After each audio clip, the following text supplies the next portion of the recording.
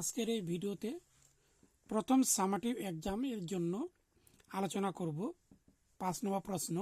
এখানে হচ্ছে X square plus 1 এ whole square minus X square minus 1 minus 4x square. এই প্রশ্নটি নিয়ে আলোচনা করব।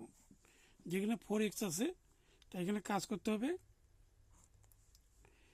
এখানে লিখতে এক্স স্কোয়ার এখানে প্লাসকে মাইনাস করে দিচ্ছি, 1 এর হোল স্কোয়ার মাইনাস, এখানে হচ্ছে বর্গ থাকলে এখানে 4 হয়, এ মানে হচ্ছে এক্স স্কোয়ার, বি হচ্ছে 1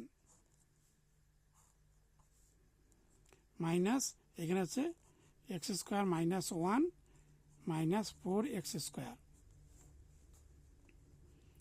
তা থাকবে এখানে এক্স স্কোয়ার মাইনাস 1 এ whole square minus 4x square minus X square minus 1, এখানে বলুন এখানে প্লাস হবে, এখানে প্লাস হবে, এখানে মাইনাস 4x স্কোয়ার। তাই এখানে প্লাস আর প্লাস মাইনাস এখানে কেটে দিলাম, থাকলে এখানে এক্স স্কোয়ার মাইনাস 1 এ whole square minus X square minus 1। তাহলে এখানে দুটি, এখানে একটি আছে, তাহলে একটি কমন যাবে, এক্স স্কোয়ার মাইনাস 1, এখানে থাকবে এক্স স্কোয়ার মাইনাস 1 মাইনাস এখানে কমন চলে গেছে, তাহলে 1, তাহলে এখানে থাকবে